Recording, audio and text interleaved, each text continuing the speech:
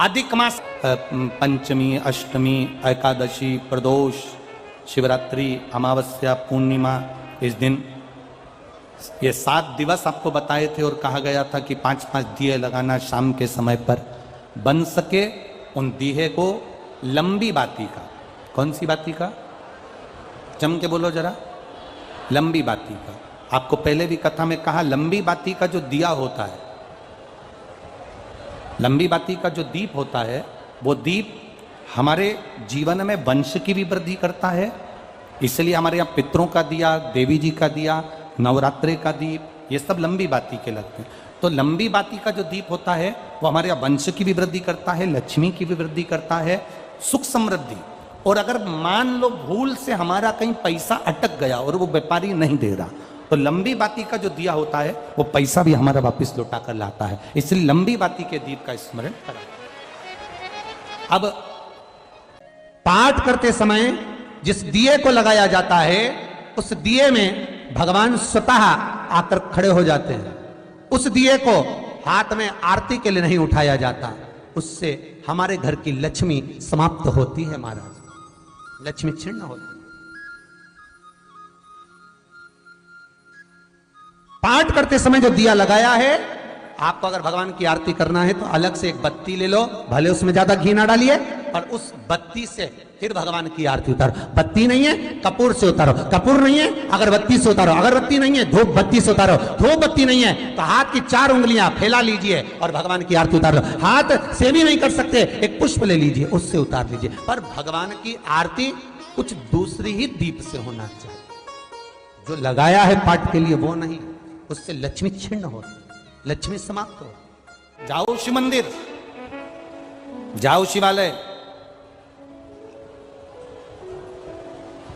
भगवान जब नरसिंह भगवान का क्रोध समाप्त नहीं हुआ, अधिक मास का महीना, अधिक मास में नरसिंह अवतार धारण कर कर शाम के समय पर ना सुबह मरे, ना दिन में मरे, ना रात में, तो शाम को मारा है। ना पशु से नरसिंह बनकर आए, ना अस्त्र से ना शस्त्र से, तो नख से फाड़ दिया है। और अधिक मास का प्रथम दिवस शाम का समय हिरण्यकशिपु को मार दिया है। अब वो क्रोध चलता रहा, वो क्रोध चलता रहा, वो क्रोध चल रहा, क्रोध चलता गया। हमारा निवेदन है, आप लोग निकल कर जो जा रहे हैं दूसरे को डिस्टर्ब ना करें। 10 मिनट की कथा हो रहती है, थोड़ा दिल लगाने का। हम तो ये कथा कल तक कहकर चले जाएंगे, पर तुम्हारी जिंदगी में बाबा ने जो कथा दी है वो तुम्हारी जिंदगी बना दे, इससे ज्यादा हम क्या कह सकते हैं। आप लोग और जितने कार्यकर्ता हैं जो इधर उधर मटक रहे हैं, उनसे भी निवेदन है, थोड़ा बैठ जाओ 5 मिनट 10 मिनट। कल के बाद कोई नहीं कहेगा तुमसे कि तुम कथा में बैठो, दिल लगा लो, थोड़ी देर बैठो। बहुत दूर का भाव है हमारा, बहुत हृदय लगा। हमें क्या है, टाइम पास करना नहीं आता, ईमानदारी की बात तो ये भी है। अगर दूसरे कोई कथाकार होए ना तो वो अपना टाइम पास कर कर घड़ी देख कर चले जाए, हमको टाइम पास करना भी नहीं आता। हम तो ये प्रयास करते हैं कि आए हैं तो जितने रतन है मेरे भोलेनाथ जी के, वो सब आपको लुटा कर चले जाएं, जिससे आपकी जिंदगी सार्थक हो जाए। नहीं, शिव तत्व को जाने, शंकर ओ घड़ी को जाने, और शिव तत्व को जानना जरूरी है। अधिक मास का प्रथम दिवस, जिस दिन नरसिंह भगवान की प्रागट्यता हुई, अधिक मास का प्रथम दिवस जिस दिन नरसिंह भगवान प्रकट हुए, चारों तरफ जब क्रोध किया गया, पहला दिन निकल गया, भगवान नरसिंह का प्रागट्य हो गया, भगवान नरसिंह प्रकट हुए, क्रोध कम नहीं हुआ, उनका क्रोध बढ़ गया। जब क्रोध बढ़ता गया, बढ़ता गया, जब उनका क्रोध बढ़ता, सारे देवताओं ने देवादिदेव महादेव से प्रार्थना की, भगवान शिव से प्रार्थना, भगवान देवादिदेव महादेव से निवेदन करा, प्रार्थना करी, बाबा ओ बाबा शंकर भगवान देवादिदेव महादेव, मेरे शिव, मेरे ओघड़दानी, मेरे त्रिकालदर्शी, मेरे कैलाशी, मेरे अविनाशी। मेरे शिव ने पूछा क्या बात है, क्या हो गया? प्रभु बात केवल इतनी सी है, आपसे निवेदन केवल इतना, नरसिंह भगवान को क्रोध आ रहा है और नरसिंह भगवान को क्रोध आ रहा है, नरसिंह जी को जब क्रोध आ रहा है तो आपसे केवल प्रार्थना इतनी सी है कि आप नरसिंह जी के उस क्रोध को समाप्त करें। पूरा अधिक मास का महीना पूरा की पूरा निकला, अमावस्या का दिन, वो दिन बड़ा महत्व का होता है। सुनी थी कथा? कौन से फूल को चढ़ाने का बोला है? कनेर का पुष्प। कितने लोटे जल? 2 लोटे जल। और बड़ा खास दिन है। हमारे बीच में आदरणीय महामंडलेश्वर जी पधारे हैं, एक बार जोरदार ताली बजाकर दंडवत प्रणाम।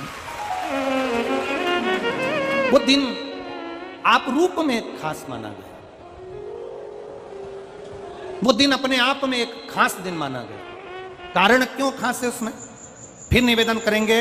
अधिक मास तो कार्तिक में भी आ जाएगा, अधिक मास तो आषाढ़ में भी आ जाएगा, अधिक मास तो कुंवार में भी आ जाएगा, अधिक मास तो कोई से भी महीने में तिथि नक्षत्र घड़ी पल के हिसाब से आ जाएगा। अधिक मास का महीना आया है, इसके मिलन का जो बिंदु है, जिस दिन अधिक मास विराम हो रहा होता है, वापिस उसमें जुड़ रहा होता है, उसका एक क्रम है। जब भगवान देवादिदेव महादेव से प्रार्थना करी गई, आप कुछ करिए। शंकर भगवान ने कहा चिंता मत करो, 33 कोटि देवी देवता मेरे शरीर में आकर बैठ जाओ और मैं एक पक्षी का रूप धारण करता हूं। वो पक्षी बनकर जब मैं उड़ूंगा, पक्षी का रूप लेकर जब मैं उड़ूंगा और उड़ते हुए पक्षी का रूप धारण कर नरसिंह भगवान को अपने पंजे में पकड़ूंगा और पकड़कर नरसिंह भगवान को उत्तराखंड की अलकनंदा नदी में ले जाकर डाल दूंगा। भगवान शिव, भगवान शंकर, ओगढ़दानी, त्रिकालदर्शी, कैलाशी, अविनाशी मेरे शिव का एक स्वरूप, मेरे शंकर भगवान का एक स्वरूप शरंब पक्षी का रूप धारण करा और शिवजी ने उड़ना प्रारंभ करा।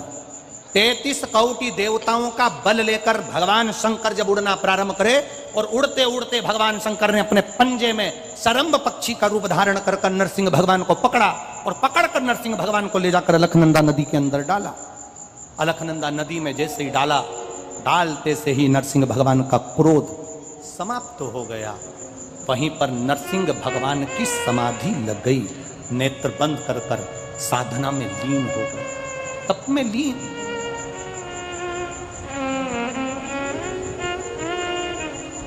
और नरसिंह भगवान की तप साधना, नरसिंह भगवान की समाधि, नरसिंह भगवान की तप साधना वहां लग गई।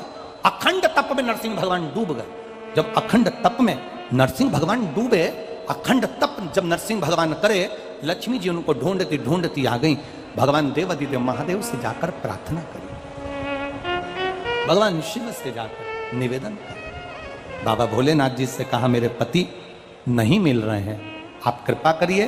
शंकर भगवान ने कहा नरसिंह अवतार धारण करा था, क्रोध इतना ज्यादा था, उनके क्रोध को समाप्त करने के लिए अलकनंदा नदी में उनको डाला गया है।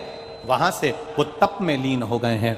उस तप में से हम उनकी विनती कर कर उठाते हैं। शिव जी ने नरसिंह जी की स्तुति करी, नरसिंह जी उठे। बाबा भोलेनाथ ने कहा बैकुंठ का निवास करिए। भगवान नरसिंह बैकुंठ में जाकर निवास किया। जब नरसिंह जी बैकुंठ चले गए, जाने लगे तो ऋषियों ने, संतों ने नरसिंह भगवान को रोक कर कहा कि आपका अंश यहां रखिए। नरसिंह शिला के रूप में बाबा देवादिदेव महादेव की कृपा, नरसिंह शिला के रूप में अलकनंदा नदी में आज भी नरसिंह भगवान विराजमान है। कभी आप लोग बद्रीनाथ जाएं तो पुल पर से जब बद्रीनाथ का दर्शन करने के लिए जाते हो, राइट में जो ताप्ती कुंड है जिसमें गर्म पानी होता है, उस कुंड से बिल्कुल नीचे की ओर देखोगे तो एक नरसिंह शिला मिलेगी। ये नरसिंह शिला का बड़ा महत्व है। 2 चीजों के लिए नरसिंह शिला बड़ी महत्व रखती है। एक, अगर मान लो किसी को झटके आते हो, मिर्गी का दौरा लगता हो, बार बार बेहोश हो जाता हो, बार बार उससे झटके आ रहे हो, सारी दवाइयां कर ली हो, तो उसको पांडुकेश्वर का जल और उसी के स्वरूप में नपा हुआ एक मौली नाड़ा सिक्के में लपेट कर नरसिंह शिला की ओर डाल दिया जाता है। महाराज उसके बाद उसको झटके आना बंद हो जाते हैं, उसको फिट आना बंद हो जाता है। नरसिंह शिला का इतना मान। पांडुकेश्वर का जल उस जीव को हमेशा देना चाहिए जिसको झटके आते हैं, जिसको झटके आ रहे हैं। पांडुकेश्वर बद्रीनाथ जाते हैं तो बीच में पांडुकेश्वर पड़ता है, आप अगर देखेंगे तो बड़ा बोर्ड लगा हुआ है पांडुकेश्वर का। वहां उतरेंगे, जल लेंगे भोलेनाथ जी के शरीर का और वो जल बोतल में भर कर लेकर आएंगे, उसको दी पांडुकेश्वर। नरसिंह शिला, जिन पति पत्नी में झगड़ा हो गया, वो अदालत में बात चल रही है और वो तलाक नहीं चाहते तो भी तलाक हो रहा है, किसी भी रूप में कहीं ना कहीं किसी ना किसी रूप में आपस में संबंध बेकार हो रहे हैं, तब नरसिंह शिला का प्रयोग, मौली का प्रयोग, पूर्व में भी हमने कथा में कहा है, वो डला होगा यूट्यूब पर, बुक कर सकते। भगवान शिव का अधिक मास की अमावस्या समापन महीने का लगना, यह भगवान शंकर के श्रंभेश्वर रूप का प्रागट्य है। बोल शंभेश्वर महादेव की जय। भगवान शिव का एक स्वरूप शंभेश्वर महादेव के रूप में प्रकट हो जाता है। भगवान देवादिदेव महादेव का आनंद स्वरूप वहां पर रहता है। इसलिए आप सबसे निवेदन है, प्रयास करना, 33 मालपुओं का दान शंकर भगवान के सुंदर अधिक मास के महीने में अवश्य करें। जब अमावस्या, अधिक मास की पूरा महीना पूर्ण हो और अमावस्या आए, तब भगवान शिव की आराधना अवश्य करें।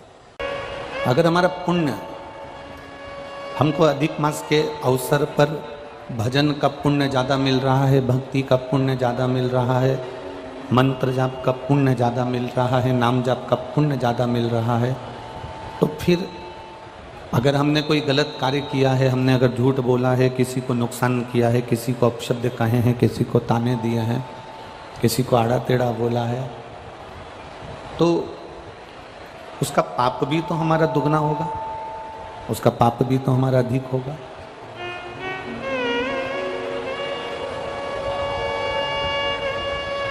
इस अधिक मास के अंतर्गत जब पुरुषोत्तम मास हुआ, अधिक मास हुआ, तो इस पुरुषोत्तम मास में, इस अधिक मास में भगवान शिव का भी, भगवान शंकर का भी एक अवतार हुआ।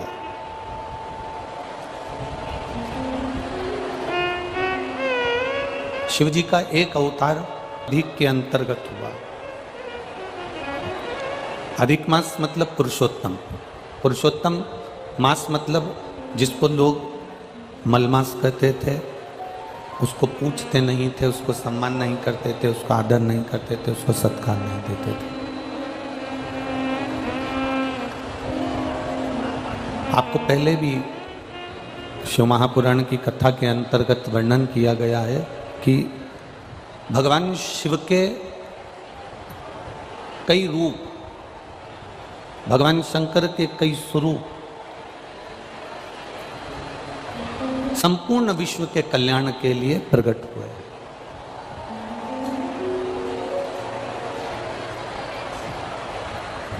पत्रकार बंधु चाहे राजस्थान के पुष्कर जी के थे, चाहे वो अलवर के थे, पत्रकार बंधु चाहे वो उत्तर प्रदेश के हैं, मैनपुरी के, इनका एक प्रश्न, ये अधिक मास और सावन के चलते हुए इनके भीतर एक प्रश्न रहा है कि इतना महत्व क्यों है।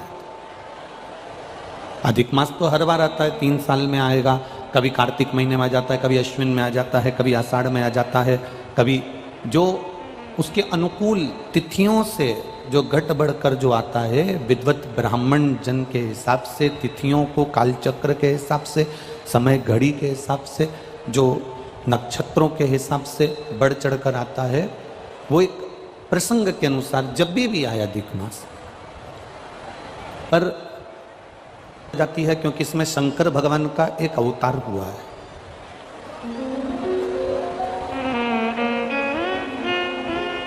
शिव जी का एक स्वरूप, भगवान देवादिदेव महादेव का एक स्वरूप, इस के अधिक मास के मिलन पर भगवान शंकर का एक स्वरूप प्रकट हुआ। भगवान शंकर का एक स्वरूप जनमानस के कल्याण के लिए प्रकट हुआ। और केवल शिव महापुराण की कथा कहती है कि केवल वो संपूर्ण जनमानस के कल्याण से ही मतलब नहीं है, संपूर्ण देवताओं का भी, विश्व का भी, संसार का भी, जलचर, थलचर, वायुचर, जितने संसार के जीव हैं इन सब के कल्याण के लिए।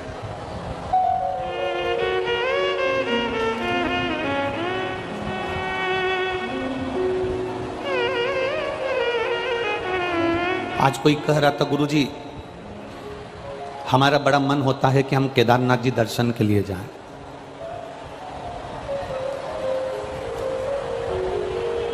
हमारा बड़ा मन होता है कि हम अमरनाथ जी दर्शन के लिए जाएं।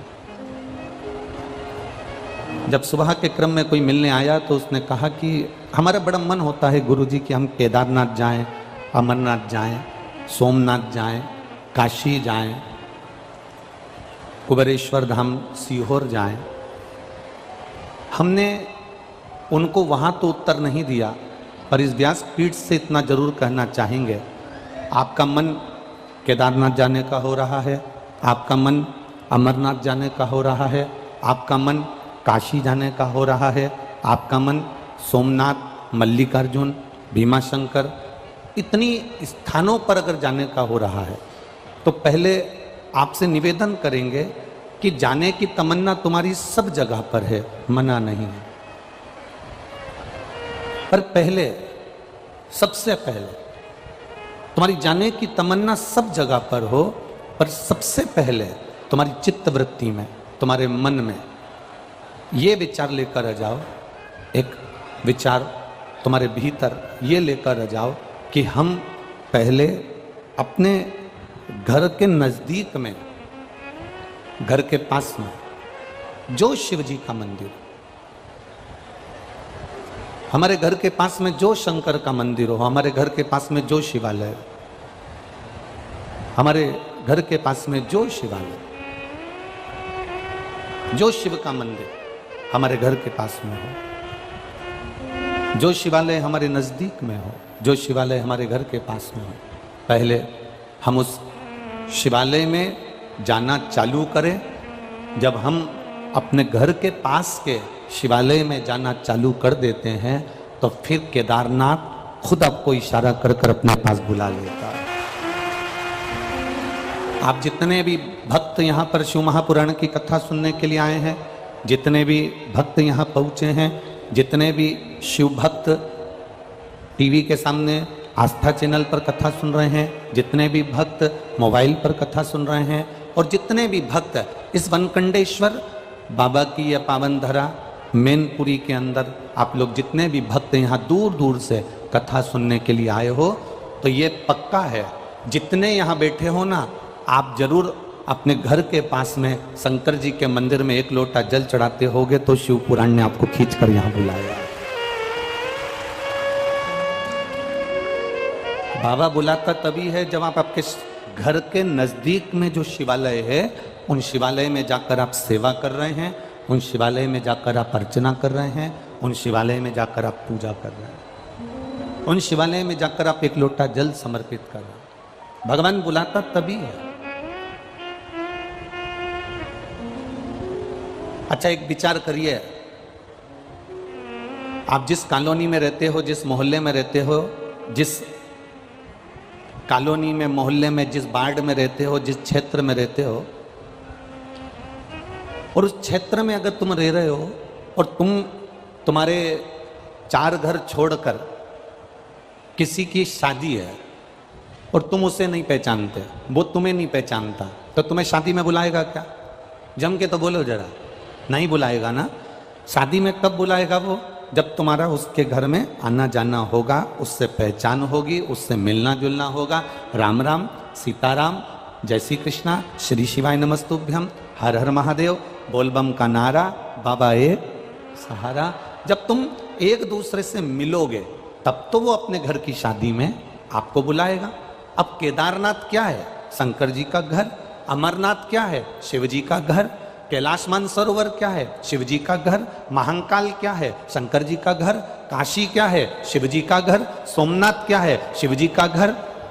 भोलेनाथ तुम्हें अपने घर में बुलाएगा जरूर, पर पहले उससे जल चढ़ाकर पहचान तो बना लो। अपने नजदीक के शिवालय में जाकर एक लोटा जल तो चढ़ा लो। जब हम अपने घर के नजदीक के शिवालय में जाते हैं, अपने घर के नजदीक के शिवालय में पहुंचते हैं, एक लोटा जल जब हम समर्पित करते हैं, तब जाकर मेरा महादेव भी अपने घर में तुमको बुलाकर तुम्हारा कल्याण कर देता है। ये हमारे ऊपर। अब तुम अंदाजा लगा कर बैठे हो कि मैं कथा में जाऊंगी, मैं कथा में जाऊंगी, मुझे कथा में जाना है, मुझे शिव पुराण में जाना है। तुम ऐसे शिव पुराण में जा ही नहीं पाओगे। तुम शंकर जी के मंदिर में जाकर एक लोटा जल चढ़ाना प्रारंभ कर दो। तुम शिव जी के मंदिर में जाकर एक लोटा जल समर्पित करना प्रारंभ कर दो। जिस दिन तुम जल समर्पित करना प्रारंभ कर दोगे, उस दिन बाबा से तुम्हारी पहचान हो जाएगी, तुम बाबा के और बाबा तुम्हारे हो जाएंगे। फिर तुम्हारे को हाथ पकड़कर कुबेरेश्वर धाम तक लेकर आ जाएंगे, शिव महापुराण तक लेकर आ जाएंगे। ये लाखों की संख्या में, लाखों की संख्या में। आज प्रशासन भी कर रही थी, पुलिस प्रशासन से अधिकारी होन कह रहे थे कि गुरुजी इतनी भीड़ और इतना पानी गिरने के बाद तो लोग 5 मिनट नहीं ठहरते, और गजब पन्नी तोक तोक के, पन्नी लगा लगा के, छाता पकड़ पकड़ कर और आराम से खड़े हैं और बोल बम का नारा है, बाबा एक सहारा है। ये इनकी अविरल भक्ति है महाराज। ये समझ में नहीं आ रहा कि मैनपुरी को हो क्या गया, हुआ क्या है मैनपुरी को। अब कल की बात बोलो तो बोल दो, कहा है अध्यक्ष जी, बोल दे कहा है पक्का चौहान जी, बोल दे। मैं कल की बात, कल एक भैया ने एक पत्र लिखकर भेजा, वो पत्र कक्ष में है, आप चाहेंगे तो हम आपको दे देंगे। वो भैया ने पत्र में लिखा कि पूरे मैनपुरी वालों को देखकर मुझे 2 दिन से मेरा बीपी ऊंचा नीचा हो रहा है। तो उस पत्र में नीचे फिर लाइन लिखी थी, उस बीपी के ऊंचा नीचा होने का केवल इतना सा कारण है कि ये मैनपुरी के लोग कभी अपनी दुकान नहीं छोड़े, कभी अपना काम नहीं छोड़े, कभी अपने कार्य, परिवार में शादी हो तो दूसरे को भेज दे पर ये नहीं जाए। पर पहली ऐसी कथा है जिसमें मैनपुरी पूरा की पूरा उलट कर कथा में मिल रहा है। जो दिन में नहीं आते वो रात को पहुंच जाते हैं, जो रात को नहीं आते वो सुबह पहुंच जाते हैं। भैया ये बड़ी विचित्र विडंबना है इसमें।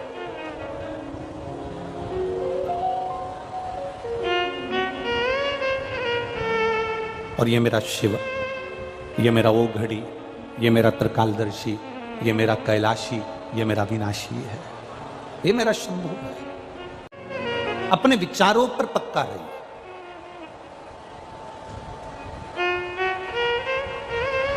कई बार हम हमारे विचारों से डिग जाते हैं।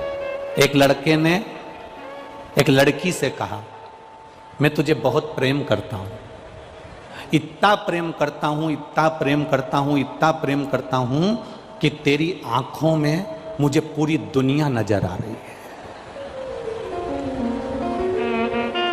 एक लड़का लड़की से बोला, मैं तुझे इतना प्रेम करता हूं, इतना प्रेम करता हूं, इतना प्रेम करता हूं कि तेरी आंखों में मुझे पूरी दुनिया नजर आ रही है। पीछे से ही मैनपुरी का एक बुढ़ा सा व्यक्ति आवाज लगाकर बोला, 2 दिन से मेरी भैंस नहीं मिल रही हो, आंख में देख लेना, अगर कहीं दिख जाए तो बता दे। अब तुम इतना भी प्रेम मत करो कि भैंस आंख में देखना पड़े, इतना प्रेम नहीं। चित्त को परमात्मा में रमाने का प्रयास करो।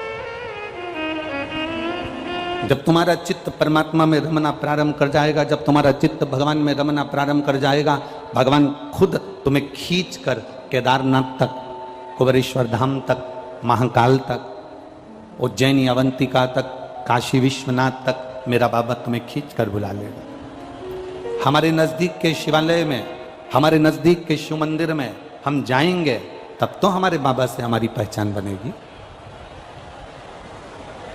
शंभु शरणे पड़े मांगो घड़ी रे घड़ी, दुख काटो, दया करी दर्शन आपो। आपकी पहचान आप शिव से बनाइए, आपकी पहचान आप शंकर से बनाइए।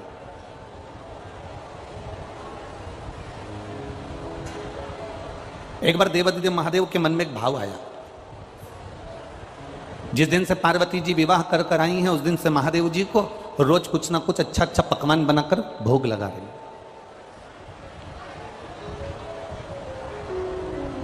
रोज प्रतिदिन कुछ ना कुछ ऐसा बनाती हैं माँ, शिव जी को भोग लगा देती।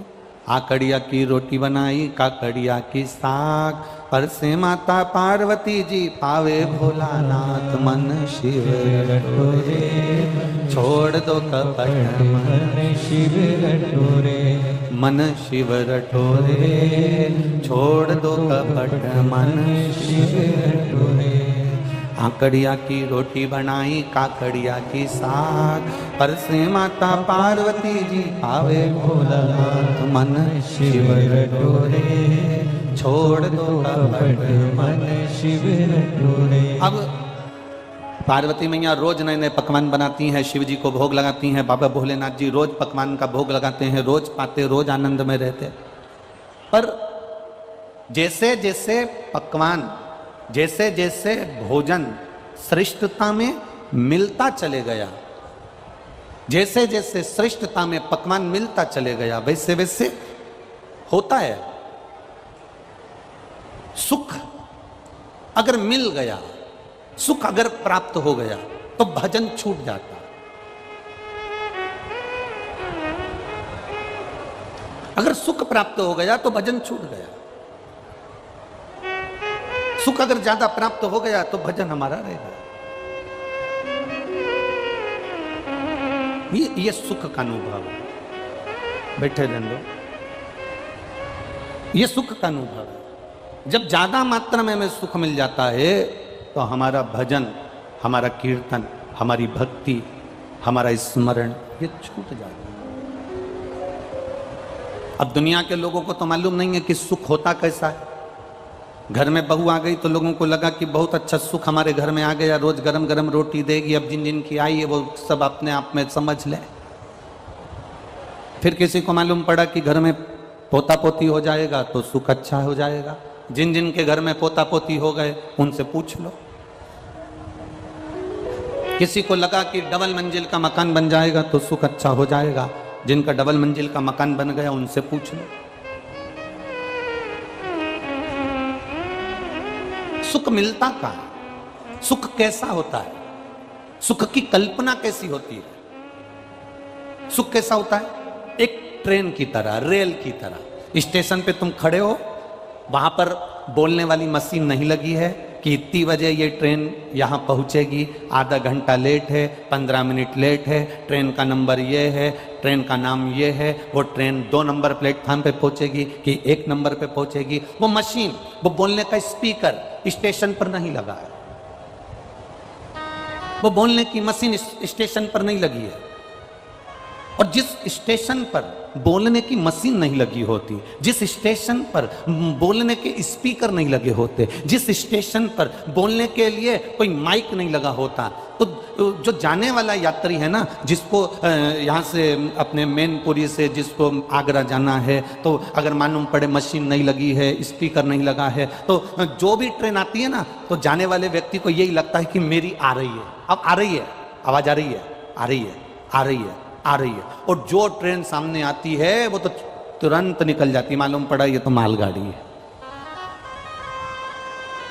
फिर खड़ा, फिर दूसरी ट्रेन आई, आ रही, अब की बार ये अपनी ट्रेन आ रही है, तैयारी करके बैग में लेके बस तैयार होकर सामने आया।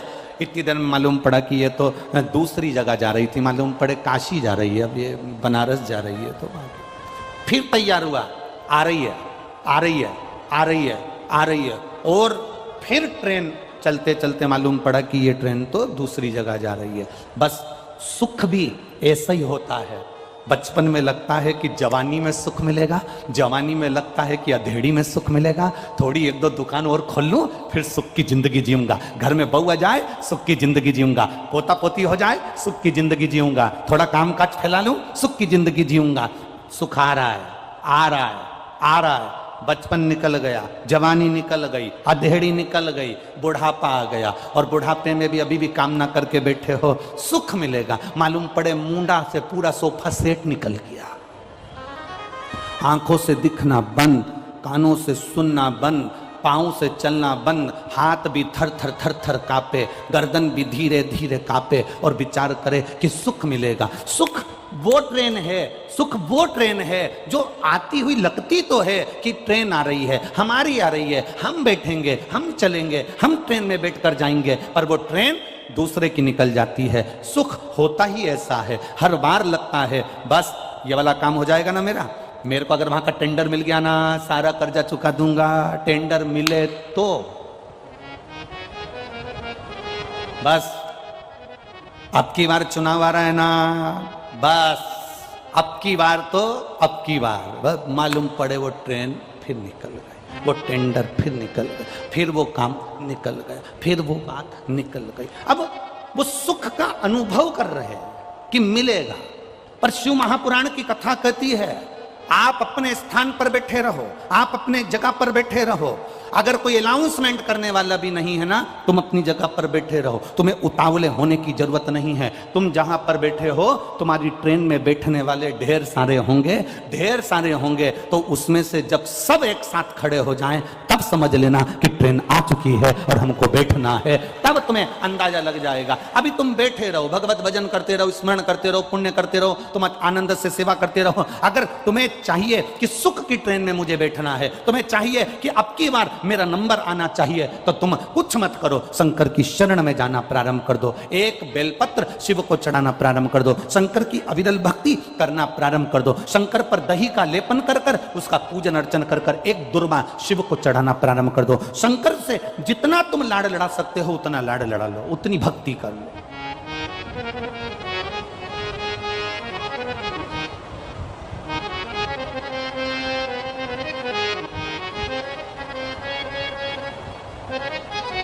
जो शंकर के मंदिर में झाड़ू लगा लेता है, जो शंकर के मंदिर में सफाई कर देता है, जो शंकर के मंदिर की रौनक रंगत बढ़ा देता है, जो शंकर के मंदिर में प्रकाश कर देता है, जो शंकर के मंदिर में उजियाला कर देता है। एक चोर शिव जी के मंदिर में कमंडल चुराने के लिए गया था और शंकर भगवान के मंदिर में से कमंडल चुराता है, खुद के कपड़े जला लेता है, शंकर भगवान उसको कुबेर का भंडारी बना देते हैं। जो शिव के मंदिर में रौनकता देता है, शंकर के मंदिर में सेवा करता है, शंकर के मंदिर में अर्चना। एक पत्र आया है, देखिए उस पत्र में क्या लिखा है।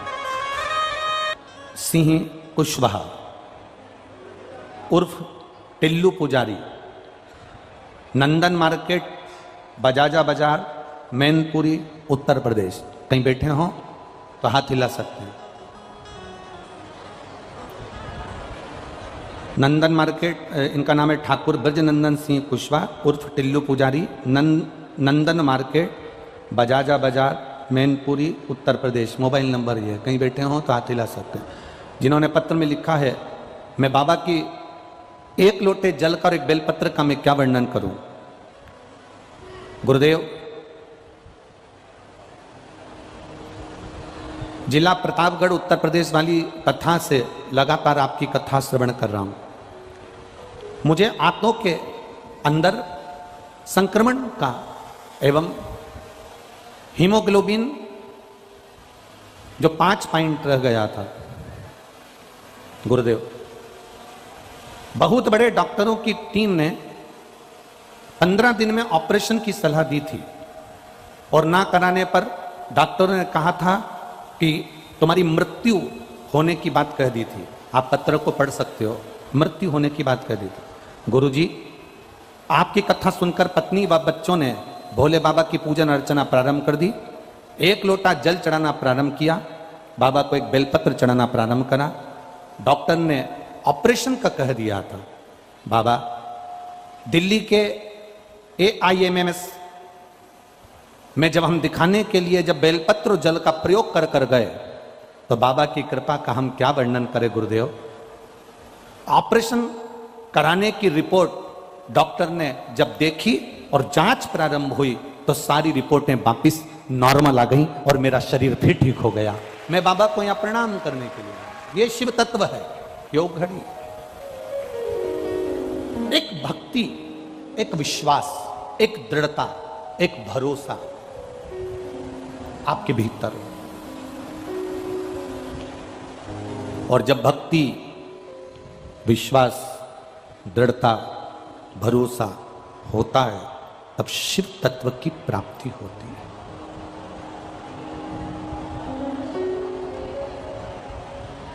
शिव उघड़ी की प्राप्ति होती है। सुखाएगा सुखाएगा सुखाएगा यह हमको लगता है। हम जब उसकी भक्ति करें और विश्वास के साथ करें, जब हम उसकी भक्ति करें और भरोसे के साथ करें, वो मिलता जरूर है। तेरे मंदिर में आना मेरा काम है और मेरी बिगड़ी बनाना तेरा काम है।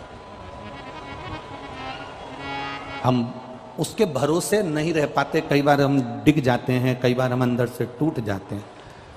थोड़ा सा अगर दुख तकलीफ बढ़ी और किसी ने कह दिया कहाँ शंकर जी के चक्कर में पड़ी है, चल वहाँ चलते हैं, वहाँ पर ऐसा हो रहा है, चल वहाँ चलते हैं, वहाँ ऐसा हो रहा है, चल वहाँ चलते हैं, वहाँ ऐसा हो रहा है। शिव महापुराण की कथा कहती है किसी ढोंग में, प्रपंच में या दिखावे में या अंधविश्वास की ओर कभी मत जाना। शिव महापुराण की कथा कहती है अंधविश्वास की ओर ना जाइए, ढोंग और प्रपंच में मत जाइए। शिव पुराण की कथा कहती है अगर कहीं नहीं जा सकते तो तुम्हारे घर के नजदीक में जो शिवालय है वहां पर सावन के महीने में 2 लोटा जल लेकर भगवान शिव को समर्पित करने के लिए जाइए।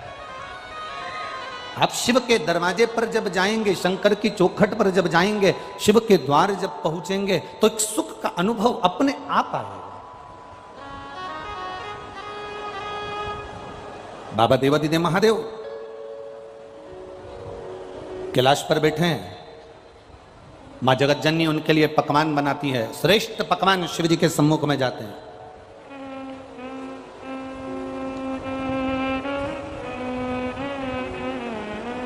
बाबा को पकवान से कोई मतलब नहीं। ये घर में जितनी बुजुर्ग माताएं होती हैं ना, घर में जितने बुजुर्ग होते हैं, बुजुर्ग माताएं होती हैं, बुजुर्ग लोग होते हैं, इनको तुम्हारे श्रेष्ठ पकवान से, इनको तुम्हारे श्रेष्ठ जो तुमने लड्डू, पेड़ा, गुलाब जामुन, इमरती, भजिया, पकोड़ा ढेर सारा बनाया हुआ है, उससे कोई मतलब नहीं है। इनको तुम्हारे पकवान से कोई मतलब, इनको तुम्हारे पकवान से कोई मतलब नहीं। इनको अगर मतलब है तो केवल एक चीज से मतलब है। आप घर के बुजुर्ग को लड्डू मत दीजिए, आप घर के बुजुर्ग को मिठाई मत दीजिए, आप घर के बुजुर्ग को नमकीन मत दीजिए, आप घर के बुजुर्ग को अगर कुछ अच्छा बनाकर नहीं दे सकते मत दीजिए। पर शिव महापुराण की कथा कहती है कि घर के बुजुर्ग को आपके जिह्वा की, वाणी की मिठास जरूर दीजिए, वो जीवन का एक उन्हें आनंद दे जाए। आप मत दो उनको लड्डू, मत दो पेड़ा, मत दो उनको सामग्री, पर उनको उनके भीतर जो एक तत्व छुपा है सम्मान का, उनके भीतर एक तत्व छुपा है आदर का, वो आदर का तत्व तो दो। फिर वही बात आ गई, अरे मत बुरे कर्म कर वरना पछताएगा, भगवान की आंखों से तू बच नहीं पाएगा, तू बच नहीं पाएगा।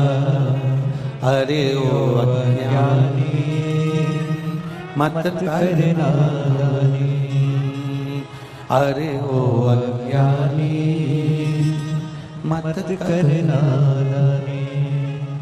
तेरे कर्म का फल भी तू ही पाएगा, जैसा किया तूने तेरे आगे आएगा। मत बुरे कर्म कर बंदे वरना पछताएगा, भगवान की आंखों से तू बच नहीं पाएगा, तू बच नहीं पाएगा। मकान किस किस ने बनाए? अपने अपने मकान में कौन कौन रहता है? अपने अपने घर में। किराए के मकान में नहीं, अपने घर में। जम के जरा हाथ उठाओ। हाँ, रख लो रख लो।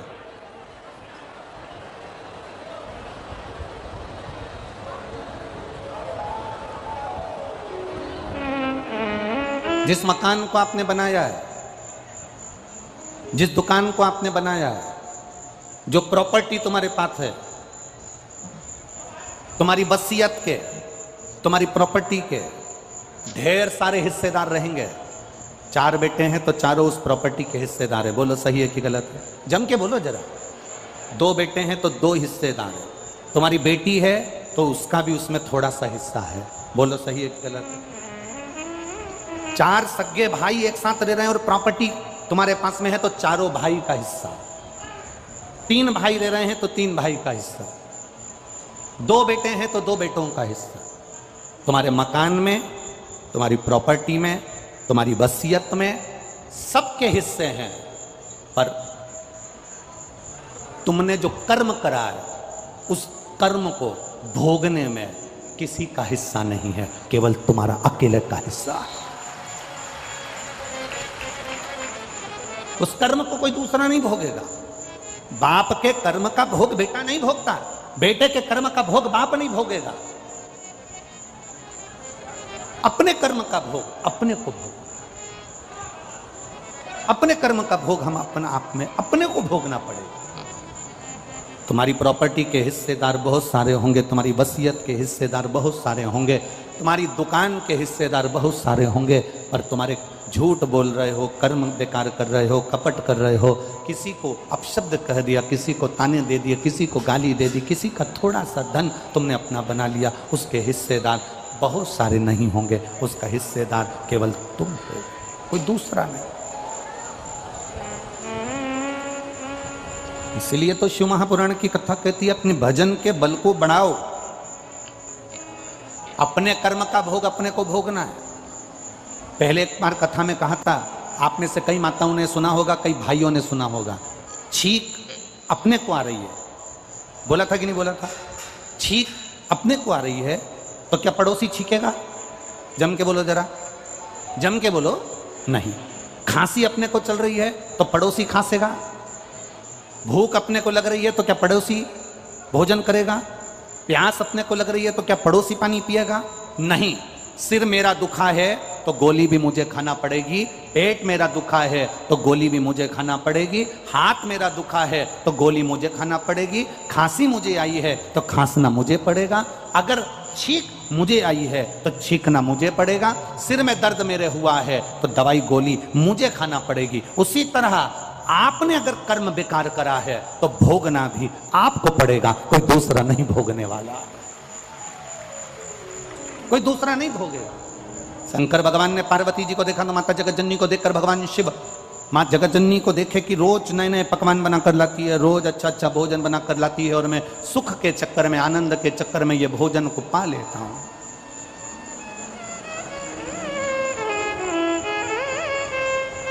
ये सारा सुख के चक्कर में मैंने भोजन जो मिला है ये कहीं मेरे को तकलीफ ना दे जाए।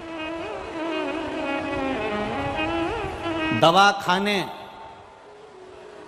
कौन जाता है?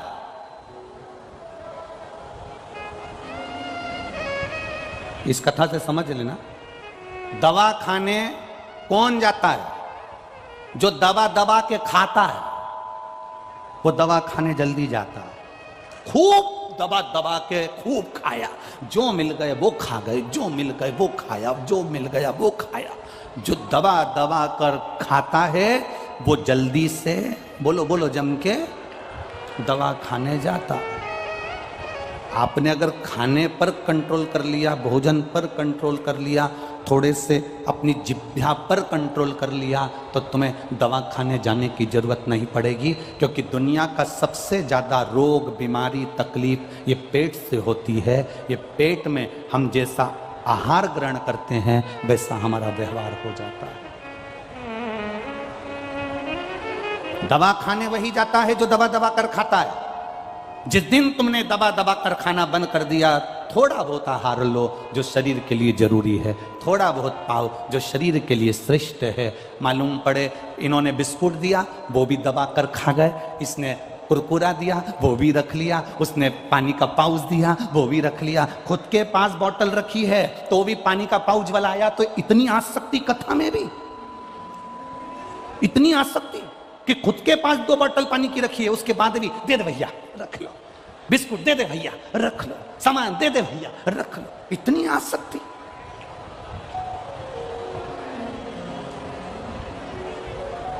लेने आए थे शिव महापुराण की कथा और लेकर जा रहे हो बिस्कुट और कुरकुरा।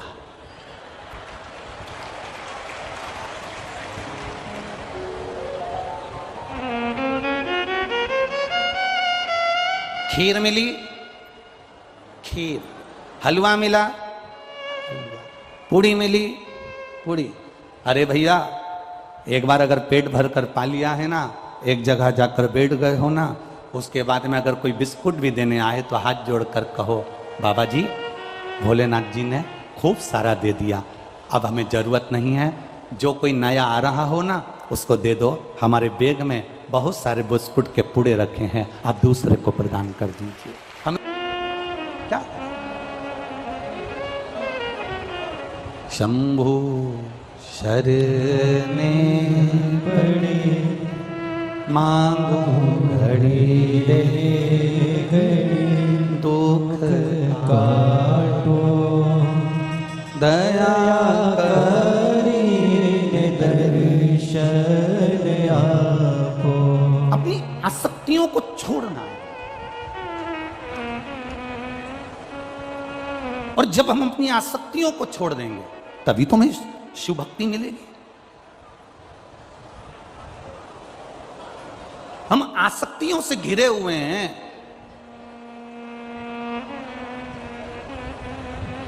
हम आसक्तियों से चारों तरफ से घिरे हुए हैं। तुम जब बिस्कुट का कूड़ा तुम्हारे बैग में पड़ा हुआ है, तुम्हारे बैग में चिप्स की पन्नी पड़ी हुई है, तुम्हारे बैग में सामान पड़ा हुआ है, और तुम उसके बाद भी अगर कोई देने आ रहा है तो ले रहे हो, तो समझ लेना कि तुम शंकर की भक्ति को जाने नहीं हो अभी। तुम अभी भी आसक्ति में पड़े हुए हो। एक 5 रुपए और 10 रुपए के बिस्कुट के चक्कर में तुमने शंकर के सम्मुख में बैठकर भी आसक्ति नहीं छोड़ी। एक बार पेट भरकर जो तुमको दे, खीर दे, पूड़ी दे, सब्जी दे, भजिया दे, पकौड़ा दे, खूब खा लो। उसके बाद कह दो कोई दूसरा अगर भूखा है तो उसको दे दो, हमको जरूरत नहीं, हमारा पेट भरा। आसक्ति से परे हो जाओ। शिव जी ने कहा कि अगर मैं पार्वती जी के संग में यहां रह रहा हूं तो मैं भगवान की भक्ति नहीं कर पा रहा हूं। शंकर भगवान अपना स्थान छोड़ दिए।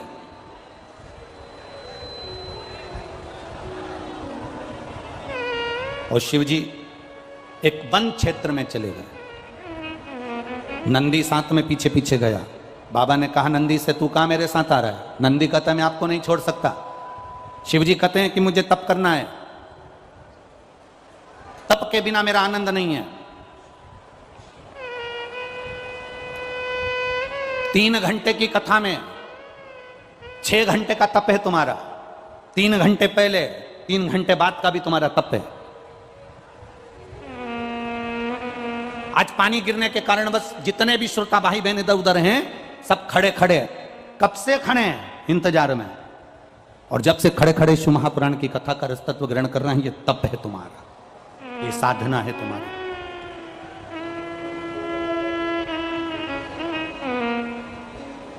शिव जी कह रहे हैं मुझे तप करना है। तप का मतलब क्या होता है? एक व्रत कर लेना तप कहला जाता है। एक साधना करने बैठ जाना, आंख बंद करके बैठ जाना, तप कहला जाता है। नेत्र बंद कर कर बैठे हुए हो क्या तप कहला जाएगा? ना ना ना ना, शिव महापुराण की कथा कहती है इसको तप नहीं कहा गया। तप किसको कहा गया? जहां बैठे हैं और बैठने के बाद में किसी का भी स्मरण ना आए, केवल जिसकी भक्ति में बैठे हैं उसको तुम याद करो और वो तुम्हें याद करे, तो समझ लो कि तुम्हारा तप हो गया, तुम्हारा व्रत हो गया, तुम्हारी साधना हो गई। एक हरताली का तीज का व्रत मेरी माताएं करती हैं। यहां पर होता है कि नहीं होता वो मालूम नहीं है हमको। होता है यहां पर हरतालिका तीज का व्रत माताएं करती हैं, और जब हरतालिका तीज का व्रत करती हैं, उस व्रत के अंदर पूजन का क्रम होता है। एक रात्रि में आप लोग जो पूजन का क्रम करते हो, कितनी बार पूजन होती है उसमें? 4-5 बार ऐसे कुछ क्रम है उसके अंदर, तो पूजन का क्रम आप करते हो। अब पूजन के क्रम आप कर रहे हो, तो कई माताएं तो ऐसी होती हैं कि जो हरतालिका तीज का व्रत करती है, पूजन करती है, आराधना करती है, उसका चित्त कहीं दूसरी जगह लगता नहीं है। भगवान की आराधना में, पूजन में, सामान में, सामग्री में लगाना, भगवान की पूजन की तैयारी करना, पूजन के लिए जाने की तैयारी करना, भगवान की भक्ति में खो जाना। और कहीं कहीं की ऐसी होती है कि बस पहली पूजन का इंतजार करती है कि जल्दी से पहले नंबर की पूजन हो जाए और मैं जल्दी से चाय पी जाऊं। अब हमने कई लोगों से पूछा कि इसमें लिखा है हरतालिका तीज की कथा में कि दूध पीने से बिल्ली बनते हैं, और ज्यादा बोलने से मेंढकी बनते हैं, और सोने से अजगरी बनते हैं, तो तुम चाय क्यों पी रही हो? तो कहती हैं किताब में चाय का नहीं लिखा है, किताब में सब लिखा है पर चाय का नहीं लिखा, चाय का इसमें वर्णन नहीं है, इसलिए हम चाय पी रहे। शिव पुराण कह रही है भगवान शंकर की भक्ति। तुम तप करो। शंकर भगवान तप करने के लिए वन क्षेत्र में चले गए। वन क्षेत्र में बैठकर मेरे देवादिदेव महादेव ने जब तप करना प्रारंभ करा, नंदी से कह दिया, सुन नंदी, मैं यहां तप कर रहा हूं, किसी को मत बताना कि कोई आया है। अगर पार्वती, कोई परिवार का व्यक्ति आ जाए तो तेरे मुख को तू हिला देना, तेरे गले में पड़ी हुई घंटी से मैं समझ जाऊंगा कि परिवार का कोई भी व्यक्ति मुझे लेने के लिए आ गया। अब भगवान हजारों वर्ष का तप करने के लिए बैठ गए, और हजारों वर्ष का तप करने के लिए बैठे, उसी समय पर माता पार्वती जी ने श्री गणेश जी और सदानंद कार्तिकेय जी को बुलाकर कहा कि तुम्हारे माता पिताजी ना जाने कहां चले गए। भगवान गणेश जी से कहा, सदानंद कार्तिकेय जी से कहा, जाकर जरा पता करो शंकर भगवान गए कहां पर है, शिव जी कहां है, जाओ जरा जल्दी से मालूम करो। अब कार्तिकेय बाबा, भगवान श्री गणेश जी दोनों गए पिताजी का पता लगाने के लिए। ढूंढते ढूंढते एक वन क्षेत्र में पहुंच गए, और उस वन क्षेत्र में गणेश जी ने स्त्री का रूप ले लिया। उस वन क्षेत्र में सदानंद कार्तिकेय जी ने भी स्त्री का रूप लिया। गणेश जी ने भी चुंदड़ी ओढ़ ली, सदानंद कार्तिकेय जी ने भी चुंदड़ी ओढ़ ली। गणेश जी गणेशी बन गए, कार्तिकेय कृति बन गए। दोनों बनकर वन क्षेत्र में घूम रहे थे, तभी शिव जी के श्वास की गर्जना भगवान गणेश और सदानंद कार्तिकेय को हो गई। पर होने के बाद दोनों भूल गए कि रास्ता कौन सा है, किस मार्ग से हम आए थे और किस मार्ग से हमको जाना। अब रास्ता भूल गए तो इन्होंने अपनी माता को याद करा। माँ ने विचार करा, पार्वती जी ने, मेरा गणेश नहीं आया, मेरा सदानंद कार्तिकेय नहीं आया। अब पार्वती जी गणेश को भी ढूंढने जा रही हैं, कार्तिकेय को भी ढूंढने जा रही हैं, और शंकर भगवान को भी ढूंढने जा रही हैं। तो एक वन क्षेत्र में जाने से पहले पार्वती जी ने भिलनी का रूप रख लिया।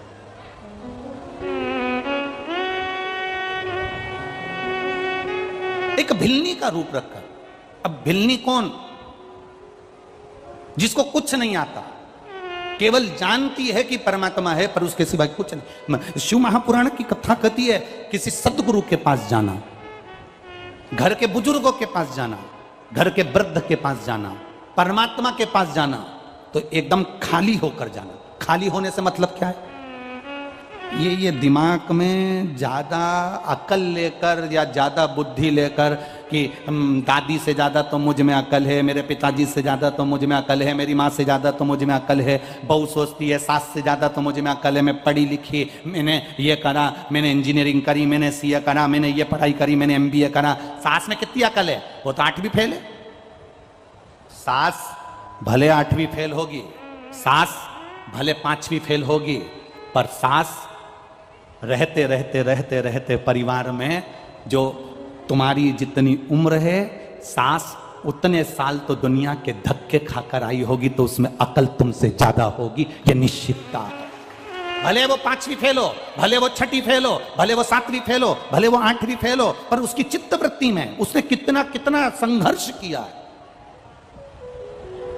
घर के बुजुर्ग ने कितना संघर्ष किया है। ये उसके पास में कंपनियों में पूछा जाता है तुमने कौन सी कंपनी में पहले जॉब करी है, उसका प्रमाण पत्र दिखाइए। दिखाना पड़ता है कि ये मैंने इस कंपनी में मैंने जॉब करी है, मेरा ये प्रमाण पत्र है। सास के पास में वो प्रमाण पत्र है जो बहू को दिखा देती है कि मैंने ये किया है।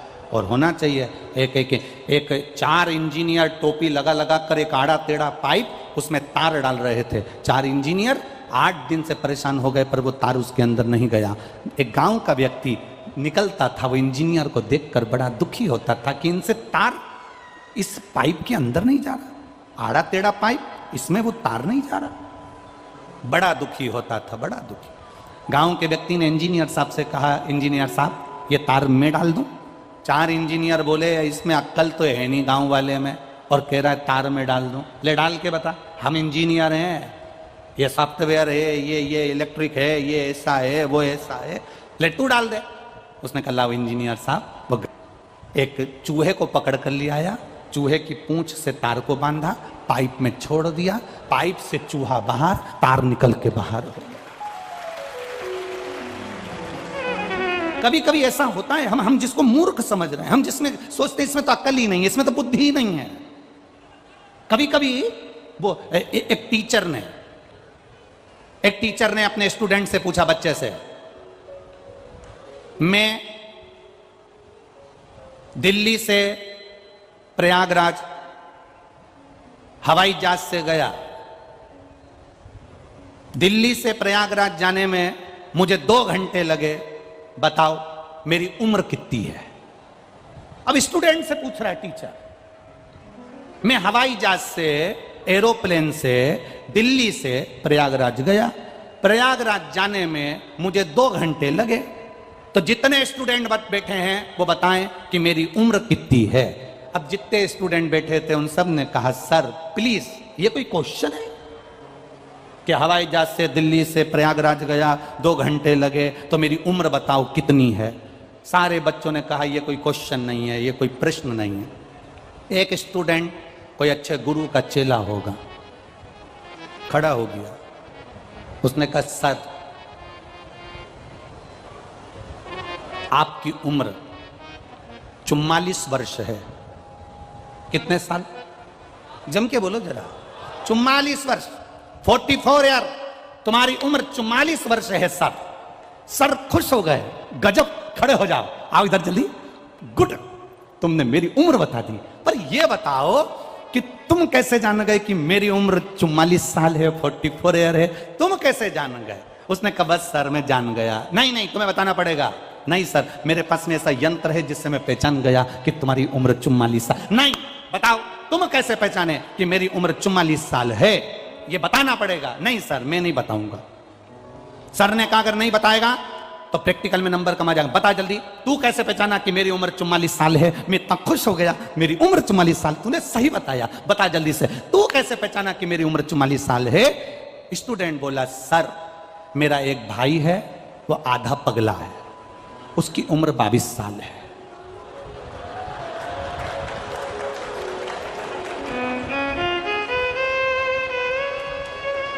मेरा एक भाई है, वो आधा पगला, उसकी उम्र कितनी है?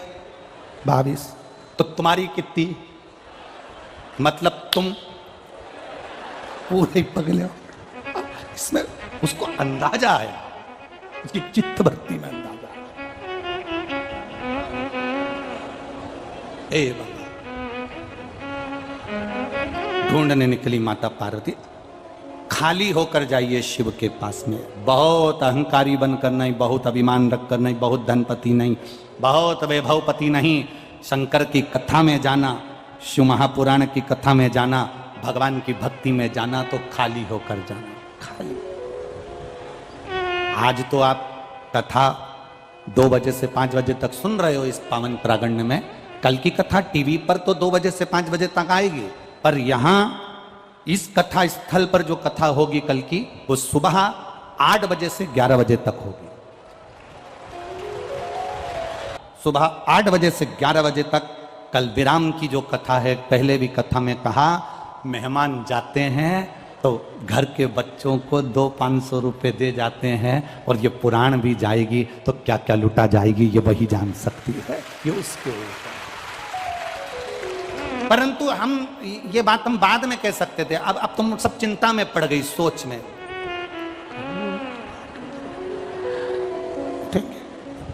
उठेंगे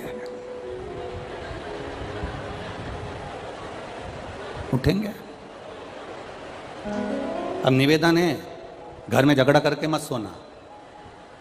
एक पति पत्नी आपस में झगड़ा कर लिए और झगड़ा कर कर पति को पहले कहीं जाना होता था तो पत्नी से कह देता था तो पत्नी जगा देती थी। आज ऐसा झगड़ा हुआ पति पत्नी में तो पति ने एक पर्ची में लिख दिया कि सुबह मेरे सर एयरपोर्ट पे आ रहे हैं और मुझे सुबह जल्दी 5 बजे एयरपोर्ट पहुंचना है, तो तुम मुझे सुबह 4 बजे जगा देना। पर्ची पे लिख के उसने पत्नी के पलंग पर जो तकिया था वहां रख दिया। पत्नी ने पढ़ा, ठीक है। दूसरे दिन वो सुबह 9 बजे उठा। उसने उठते से ही गुस्सा करना चाहा कि तूने मुझे जगाया नहीं, पर पास में एक पर्ची पड़ी थी, 2 पर्ची पड़ी थी, 3 पर्ची पड़ी थी, उसमें लिखा हुआ था उठ जाओ 3 बज गई है, उठ जाओ 3:30 बज गई है, उठ जाओ 4 बज गई है। अब जैसा तेरा गाना वैसा उसका बजाना।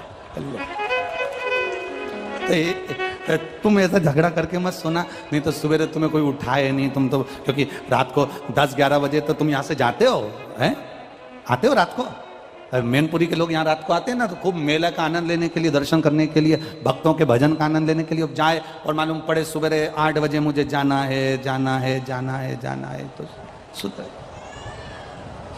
कल कथा का समय सुबह 8 बजे से 11 बजे तक रहेगा और टीवी पर 2 बजे से 5 बजे तक रहेगा। चित्तवृत्ति में रहे, खाली होकर जाइए शिव के द्वार पर। कोई अभिमान नहीं, कोई अहंकार नहीं, कोई आसक्ति नहीं, कोई वासना नहीं, कोई काम नहीं, कोई लोभ नहीं, कोई तृष्णा नहीं, एकदम खाली होकर जाइए। और जो शिव के द्वार पर खाली होकर जाता है, गुरु के दरवाजे पर, बड़ों के दरवाजे पर, बड़ों के पास जो एकदम खाली होकर गया, उसको सब मिल गया,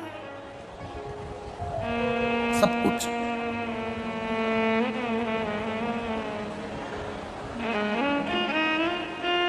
दूध की भगोनी, जिस भगोनी में, जिस पात्र में तुम्हें दूध वाले से दूध लेना है, अगर वो पहले से भरी होगी तो उसमें दूध ले सकते हो क्या?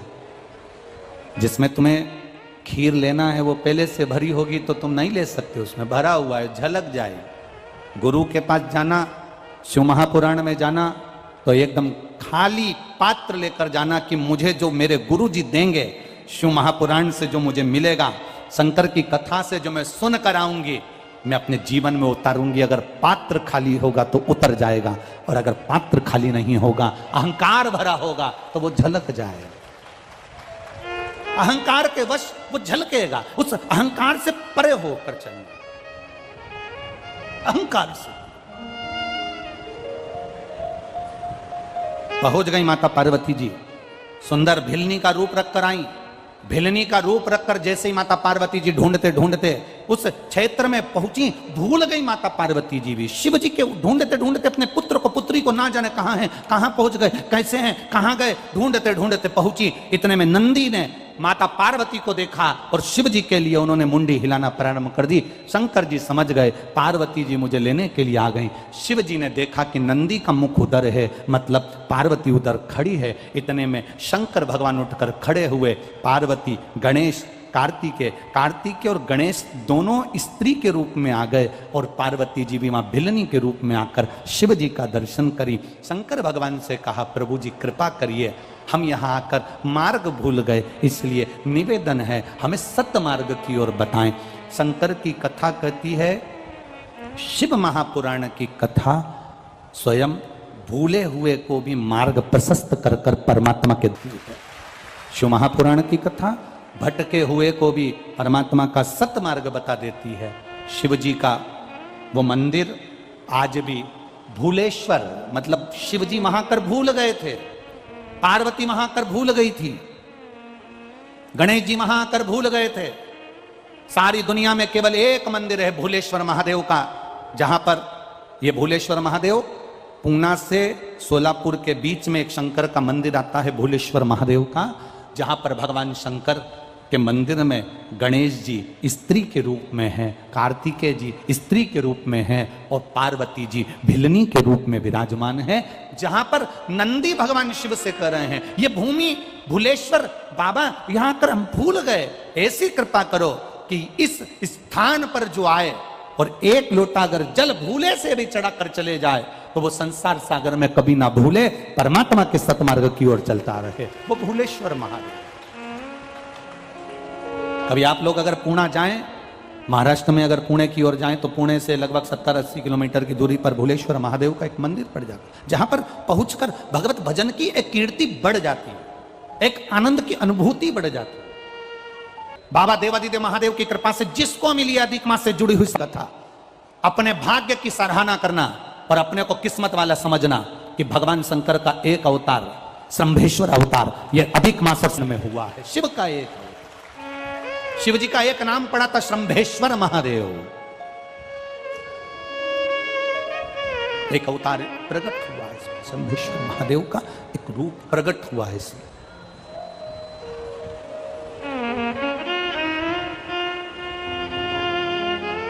इसलिए आप लोगों से बारंबार हम कहते रहे हैं महाराज,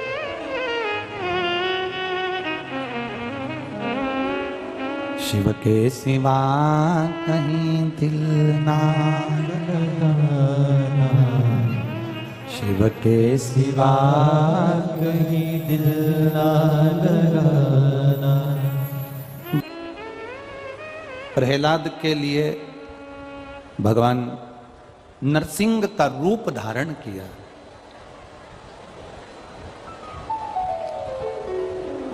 अब नरसिंह का रूप कब धारण करा था? क्योंकि हिरण्यकशिपु ने मांगा ही ऐसा था कि ना नीचे मरूं, ना ऊपर मरूं, ना अंदर मरूं, ना बाहर मरूं, ना अस्त्र से मरूं, ना शस्त्र से मरूं, ना दिन में मरूं, ना रात में मरूं, ना नर से मरूं, ना पशु से मरूं, ना 12 महीने में मरूं, तो एक अधिक कर अधिक मास में मारा।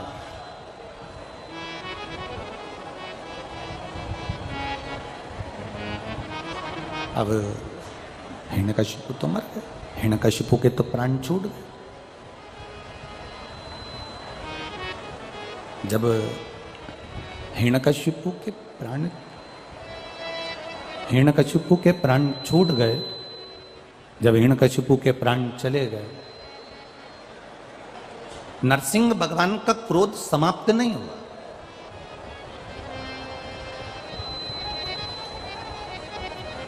इतना क्रोध नरसिंह जी में था, इतना क्रोध था, इतना घबराए देवता,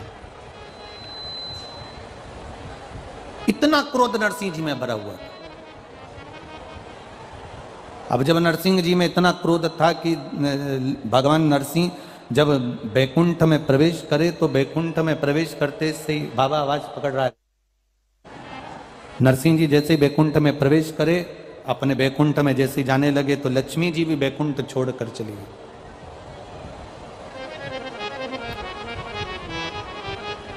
इतना क्रोध नरसिंह जी के अंदर था।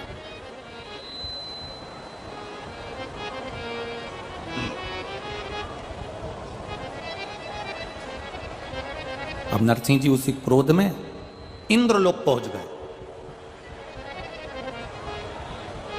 जब नरसिंह जी उसी क्रोध में इंद्रलोक पहुंचे तो इंद्रलोक की जितनी अप्सराएं थीं, इंद्रलोक के जितने देव थे, इंद्र स्वयं भी स्थान छोड़कर भाग गए। अब एक बात का अंदाजा लगाकर रखना अपने जीवन में, व्यक्ति को जब क्रोध आता है ना तो वो गुस्सा कर कर अपशब्द बोल तो देता है, पर ये अंदाजा नहीं लगा कर पाता कि जो तुमने क्रोध में बोला है वही क्रोध का बोला हुआ एक दिन तुम्हारे सम्मुख में आकर खड़ा हो जाता।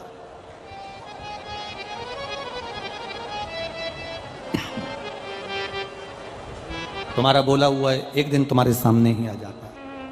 इसलिए वाणी ऐसी बोलिए जो मन का आपक होए। पर आज के जमाने में लोग बोलते हैं वाणी ऐसी बोलिए जो जम के झगड़ा होए, पर उससे मत बोलिए जो तुमसे तगड़ा होए। तो यहां तो शास्त्र कह रहा है कि प्रेम की वाणी से आप रिझाने का प्रयास करो, और जितनी प्रेम की वाणी से आप रिझाने का प्रयास करोगे उतनी वाणी से आप किसी को अपना बना सकते हो।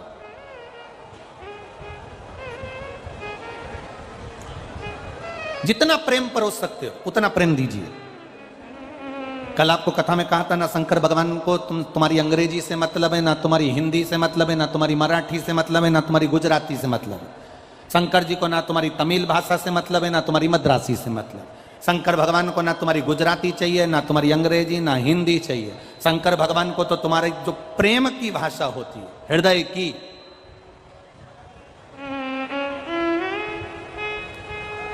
निर्मल मन सो मोहित पावा, मोहि चल छिद्र कपट ना भावा। भगवान को तुम्हारे प्रेम की भाषा से रिझा सकते हो। जितनी प्रेम की भाषा तुम प्रकट कर सकते हो उतना करिए।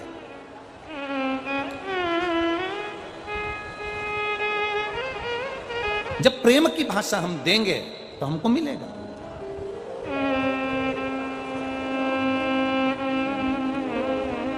नरसिंह भगवान का क्रोध बढ़ गया, इतना क्रोध नरसिंह भगवान का बढ़ा कि वो इंद्र के यहां गए तो इंद्र छोड़कर भाग गए। आपके गुस्से के कारण, आपके क्रोध के कारण आपका परिवार त्रस्त हो रहा है। पत्नी क्रोध करती है, बच्चों पर असर आता है, परिवार पर असर आता है। पति क्रोध करता है, परिवार पर, बच्चों पर, पत्नी पर, कुटुंब में असर आता है। शिव महापुराण की कथा तो यहां तक कहती है कि आप अगर भोजन का निर्माण कर रहे हो, भोजन बना रहे हो, तो भोजन भी बनाते समय तुम्हारे चेहरे पर क्रोध नहीं रहना चाहिए। तुम्हारी सास से कुछ भी खटर पटर हुई है, परिवार में कुछ भी झगड़ा वगड़ा हुआ है, पर भोजन बनाते समय तुम्हारे चेहरे पर प्रसन्नता होना चाहिए।